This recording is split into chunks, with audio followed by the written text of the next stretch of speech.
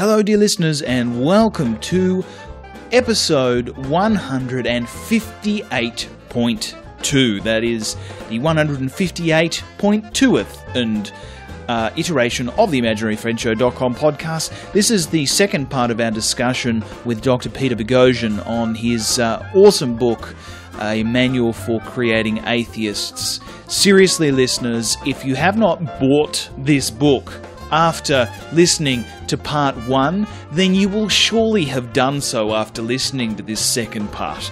And if you haven't done it after that, well, then you may in fact be not a real person, or maybe a zombie, or maybe you're some kind of alien that isn't, completely familiar with the traditions of our culture, in which case, one of the traditions of our culture is buying a manual for creating atheists.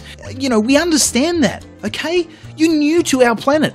Well, we totally understand. It's a totally understandable thing. You're not familiar with our customs yet, but you should be, okay? Grow up. Buy this book. We love you all, listeners. We'll speak to you very soon. Enjoy part two of this discussion with Dr. Peter Boghossian on his book, A Manual for Creating Atheists. Enjoy. Every time I got a chance, my Bible tape's on in the car.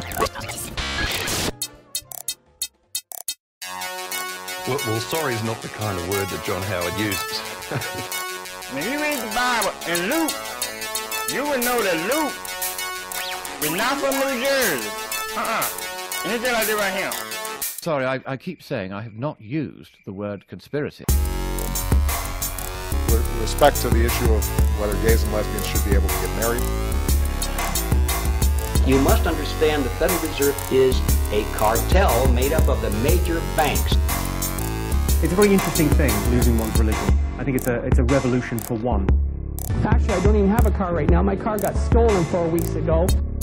Now, I hear the criticism coming back here. Is this going to turn me, Peter? Is this going to turn me into an antisocial creature? Boy, I haven't heard that one yet. I haven't heard that. I've heard the whole evangelical atheist silliness, and usually that centers on the people misdefine the word atheist, or why do you hate God or something like that. Or evangelizing as well. Yeah, I've never heard that it would turn you into. I mean, nobody's ever said that about me. Of course, that's an N of one. But listening never heard anybody turned anybody antisocial. Asking better questions doesn't. The only way this can fail. Only one way this can fail. No, well, yeah, that okay. The only way, like when you go into prisons or when you conduct these interventions, the only way that this could not succeed is if the person doesn't say anything. Yeah. Because the moment they've said anything, they've entered into the playing field of rationality. And they're using words. Mutes are screwed.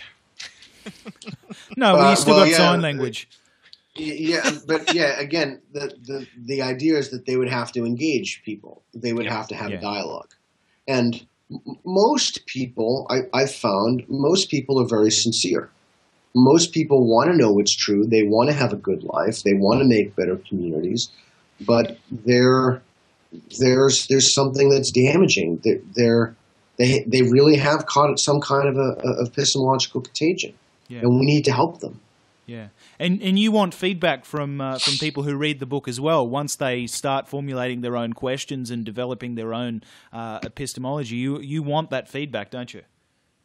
Yeah, well, what I'd like to do is, there's no way that I'm going to write another book right now. I need a desperate vacation. But what I would like to do is not only would I like to aggregate this feedback, perhaps we'll put it online, but I would like to take these interventions. I'd like to crowdsource the potential for interventions. So I'd like to take all of these interventions and just bring them to the next level. And then I'd really like, again, this isn't about money. Without revealing too many details, I probably make 50 cents in each book, if that. Publishers take 90%, editor takes 10%, Amazon takes a cut, my Uncle Sam takes the government takes a cut. Just kidding. Come on, that was a funny joke. No, I got you. Yeah, sorry. Yeah, okay. Thanks for laughing at me, Don. So, You're welcome. So You're it's, welcome. it's not about money. It really is about helping people, and it really is about, I have 2 kids. Jake, you have kids. I don't think Pete Darwin has kids, but it's about making sure the world is better off. When that's the thing my dad told me. He said, "Look, before you go out, make sure that you leave the world a better place." This is about making a contribution to making the world more kind, more sane, and more rational. And we are at a point right now that there is just no other option for this. We have to do this. These are species-threatening events that we're facing. I'm not going to sit here and pretend or be arrogant and say, look, I've solved the problem. I don't know if I've solved the problem. I mean, of course, I hope I solved the problem, but I hope to make some kind of a contribution, some kind of a dent in superstition and irrationality. The Dawkins Foundation can only do so much. The James Randi Educational Foundation can only do so much. Shermer Skeptic can only do so much. We need people to take action. We need student activists. We need people to take this matter very seriously and get involved and act. Yeah. And if we don't, we are already seeing the consequences. Yeah, no, you're totally true. I mean, look, you haven't created the solution, or rather, you haven't fixed the world, but you have created a template for the solution. You've taken the next step. I mean, basically, you read the initial books. You've got the foundation. That's great. Where the hell do you go to from there? How do you apply this? How do you take the knowledge that you now have and help society? And you've got it. That's what you've got. That's what you've created. That's what you've written. And I hope that I truly hope that people find these techniques useful, that they use these, and then that they report back, that they say, hey, and one of the things I'm doing now with the London Atheists is I've just committed myself. I would like to see London faith-free.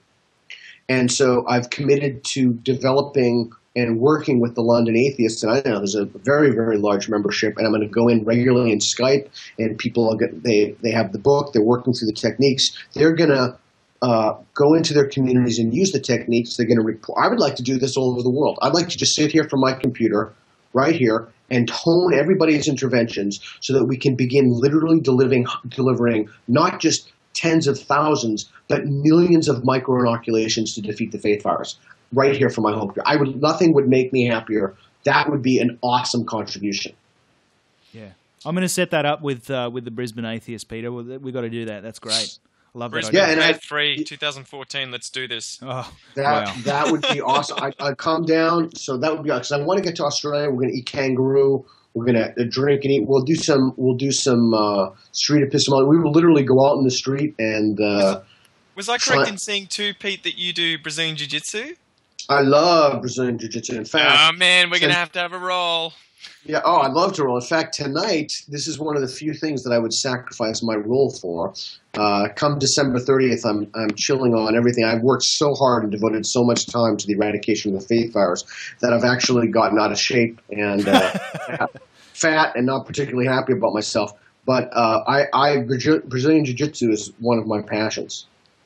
That's funny. When awesome. I don't want to compare my book to yours, but when I was writing mine, I found I get tremendous solace and I get tremendous thinking time out of running, and I got into the best shape that I've ever been in my entire life just by writing that book. Because every single time I got a block, I put on my running shoes and I went for a run, and then when I got back, it was ready to start writing again. Good for you. Yeah, good for you. There's something about writing that's, I don't know. It's both. I don't know how to describe it unless one really writes. I'll tell you, it's cathartic and terrible all at the same time. Yeah, it is, and the rewrites are very. They're soul crushing. Yeah. I don't even want to publish this book anymore. Yeah, there's something about doing a dissertation that trained me to endure that. But you have to find something that you're passionate about. You have to find something you love. And I think for me, what was important is that I had to think that my contribution had some meaning beyond myself. Yeah. I had to think that someone could look at this and be like, "Wow, that's cool. The world is a little better. Or the world is a little more sane right now." Yeah. I'd love this book to be translated in various languages. It's going to be translated into Polish, and I'm working with my publishers working it to translate in multiple languages. I'd love to translate it into Arabic. I don't think my wife is too keen on that idea, but I'll let you read into that however you want. But I would love to get this translated into multiple languages. Yeah. Indonesian would be a great one. Indonesian, yeah. I mean, I'd like to get it translated into Spanish for obvious reasons, Portuguese. So, yeah, we'll see. We'll see what happens. I really am. This isn't a lot of thing. I'm incredibly hopeful. I really am incredibly hopeful that we can turn the tide against unreason. We see not only the groups, we see religiosity falling. We see, we've seen tremendous advancement in science, which has kind of pushed back the God of the gaps, so the gaps are getting smaller and smaller now for our understanding. And I think people are hungry. Jake, you tell me what you think. I think they're hungry for frank, blunt speech. I was thinking about this. I think everyone says, well, what comes after postmodernism, what have you. Here's what I think comes after postmodernism. I think the type of candor and bluntness that you see in an Adam Carolla or a Joe Rogan. I've just gotten into both of their shows. It's really a type of forthright speech. It's a type of radical honesty. It's a type of not being okay with leaving yourself vulnerable when you speak the truth. And I'm hoping that that's where we move after this silliness evaporates. Yeah. I mean, I wouldn't call anything that Adam Carolla or Joe Rogan says truth, perhaps even approaching truth, but certainly it's their truth. But my point for that was not about the profundity of their observations, but about the way that they engage the world. No, you're totally and about right. the way that and about the way they speak. And I see that, and I see that emerging in little pockets and little bubbles and little communicative interactions that I have. And that is even more reason for me to be hopeful, because for so long the faith virus and the faithful have not only been isolated in their communities, but you couldn't say anything to people of faith. Like, you couldn't even broach the subject. But now, you like the Colbert Report, you hear jokes being made, comedians, you see the tremendous advancement that Richard Dawkins has made in this problem. By the way, I got to say, that was one of the most amazing moments I ever had, sitting at the table and doing a book signing with him. Yeah. I mean, it was just truly, I tell you guys this from the bottom of my heart, it was life-changing for me. I mean, I sat there, and person after person after person would come up and say things that I was teary. I mean, literally had tears in my eyes. So much so that I stopped signing books and I started tweeting. I know. I read all of your live tweets. They were fantastic. Yeah, I started tweeting what he was saying. I couldn't. I mean, these were like beyond. I mean, these weren't like, "Hey, thanks for your book, great book, right on, high five." These were like, "You've changed my life." Yeah. You've literally saved me from a life of delusion. And here is both of our favorite ones. You reasoned me out of a belief that I didn't reason myself into. Wow. Wow. I mean, exactly. Awesome. Exactly. And that's street epistemology. And so we need to take the kernel of that. Dawkins was the main guy who paved the way, and then the rest of the horsemen. And we need to take the kernel of what he said. He's created that crack. He's created that opportunity for us. And now we need to teach people, and we need to train people to help them, to give them the tools, to empower them, to help other people, to liberate people of these delusions. Yeah. People are terrified of hellfires, of the damned, of what Christopher Hitchens called the celestial dictator. This can be done. I mean, I literally witnessed it sitting at that table, person after person after person. And I said to him, I just can't get over this. I mean, I've never seen anything like this. Does this happen to you all the time? He's like, yeah, pretty much. I mean, I mean, everybody comes and, someone wanted him to sign the Book of Mormon. He wouldn't sign it. For some reason, we had a disproportionate number of Mormons. Then I started snapping people's pictures. So people didn't really say that, but it was so moving to me. But it wasn't just moving; it was hopeful. It was hopeful. I mean, the line. You should see the videos. The videographer took a video of the line. We capped those seats. We only had 700 seats. We didn't have a big enough venue. We could have sold exponentially more tickets. They sold out in 2 hours. Listen how crazy this is. Not only could my boss, the chair of the department, not get a ticket, the dean couldn't get a ticket. The freaking provost couldn't get there were no tickets to be had. Nobody could. I had people calling me out of the woodwork, begging me, pleading with me. I couldn't even get my wife in. Oh man, that's awesome. Think about that. I couldn't get my wife in. So there's a hunger for this. There's a hunger for blunt speech. There's a hunger for frankness. People are sick and tired of the faith virus. They're sick and tired of people thinking they're doing what's right, but hurting other people. And don't complain about it. Stop complaining about it. Do something about it. Yeah. And if you don't have the money for the book, you know what? Freaking download it off the Pirate Bay. All right? Don't piss and moan and complain. But if you download that book from the Pirate Bay, the price for you doing that is helping exponentially more people become liberated from the faith virus. So you now have an obligation because you stole that book to help more people. So let's stop complaining and let's start doing something. Let's start helping people.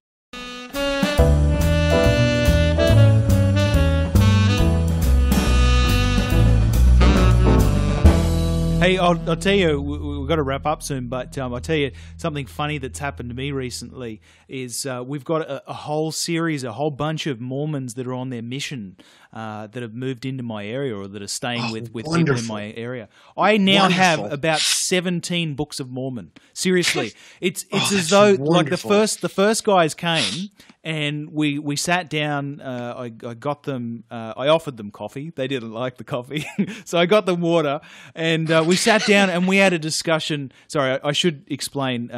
Mormons aren't allowed coffee. It's not part of their theology. But so we sat down for a good hour with the first guys. And it was a really, really good discussion. One guy who was obviously the local chapter leader, he was resolute. The other guy was asking fantastic questions by the end of it. And he was just so fully engaged, but he was obviously being squashed. And I just knew that this guy was going to go home and either get beaten by a Book of Mormon or was going to be yelled at. But it was so fantastic. And then after that, the best thing is now this the local chapter leader that I mentioned, he has come back so many times now with other Mormon guys to just sit down with me and have long chats. It's so fantastic. I have the best discussions with these guys because their concept of the universe is just amazing. Like it is so amazing. It is such a concept to believe that out there, out in the universe, is a planet for everybody, in a solar system for every single person. There is a planet out there waiting for you, which you will populate with your celestial being, with your celestial body. That's lonely. But you will bring your wife with you, right? And you will create little celestial babies that will then seed humanity for billions of years to come. Okay, so this is wonderful. You hit the jackpot. Just think about how many people you don't even have to go to them. They're going to come. This is perfect. Oh, they do. Okay, they do. Mormons welcome. So this is absolutely perfect. So they come into you, and then you give them some water, and you sit down or milk or whatever, and then you have a talk. And again, you go through the tools in the book. But here's what I would suggest to you: at some point, especially if they come back, ask if you can record. Say, hey, is it okay that I record this? And then get them on tape when you record it, and then other people can study that, and so that they can help their own interventions. You can move your interventions forward that way. Yeah. But that opportunity of having people come to you is absolutely fantastic. And Mormonism is radical silliness too. Yeah, I should say I should say I have asked every single one of them if we could record the conversation, and 5 of them have thus far agreed to it. And then we've finished the recording, and they've said, look, you can't. You can't. So okay, no, because unfortunately, because of the laws in Australia, if any of them disagree, and if they were to find out that I've broadcasted or used it in any way, I'd be screwed. But okay, that's wonderful. So you know why they disagreed, right? Yeah. Well, that's right. Exactly because you move them one stage in the trans-theoretical model, which is exactly what you should be doing. They disagreed also because there's a social stigma, and Mormonism pushes you back in. Mormonism is one of the fastest-growing religions. So what you have done is fantastic. And again, if it's possible for you to take some of those recordings or audios, that would be ideal. That would be fantastic. Yeah, we've got the head guy. I'm hoping that the head guy will come next Sunday. I booked him in. And so we will have. Well, that's the thing. They'll say, we've had a great conversation. We have to go. Yeah, we can watch. That's actually not a bad idea. But they say they say, oh, can we make an appointment to come and see you next time? But they really do. They make an appointment. It's fantastic. That's fantastic. I mean, you just got lucky. You got an accident of geography, and it worked out great for you. Yeah. So anyway, I want to thank you guys for being supportive not only of this project and not only of me, but for really making a contribution to making our society more rational.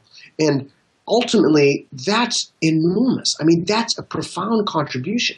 I mean, if we don't formulate our beliefs on the basis of evidence, then we get some bizarre political things and damaging political things. We've talked about homosexuals, but Perry praying for rain, George Bush receiving messages from God that he should invade countries for what reason I still haven't figured out. But it's not that it was a holy crusade; it's just that it was a crusade that was holy. Full of holes. Yeah, I mean that's an example. When every time I hear people say something like, "Well, what harm can that possibly do?" Well, a lot of harm. I mean, it's so anyway. You guys are doing a fantastic job, and I mean that from the bottom of my heart. One of the biggest ways to make a dent in this is through humor, and I think you guys are doing that. And I really do think you're making our communities more reasonable and more rational. And I really profoundly want to thank you for your support and getting the word out about the book, and even beyond that, encouraging people to use the tools in the book, which is that is the linchpin of this whole thing. Well, thank you, Peter. Peter, thanks very much for joining us on the show. The book is A Manual for Creating Atheists by Dr. Peter Boghossian. It's on Amazon.com for $10.95. That's like it's like one venti Starbucks latte with frap or something. I don't understand coffee terms. I have a long black, okay? I'm sorry, all right? But it's basically one Starbucks coffee, all right? Or feeding a village in Uganda for 10 months. But this is a book that will enable you to, in the future, fund an entire village in Uganda for 10 months with the number of people that you will save them from going over to Uganda and infect with the faith virus. Because, of course, Christianity is one of those religions that sends over missionaries to do exactly that. So buy this book and you will save 10 Ugandan villages from future pillaging of their rationality. So do it, okay? Listeners, So do it. Okay? That was one word. So do it. Okay, so thank you very much, sir. I really appreciate your time. My absolute pleasure. Much, and until next we speak, dear listeners, Godspeed. Godspeed. You got to say it as well, Peter. No. Yes. How about this? Woo! Goodbye. That was fantastic. No. Hey, thanks for that. Seriously, guys, that was. I always have so much fun. I love your podcast. I always have so much fun. So I really want to. Again, from the bottom of my heart, I want to thank you so much for your support, and for helping me to get this idea, to helping me to help people, to help as many people as possible. I know there's a lot of helps in that sentence, but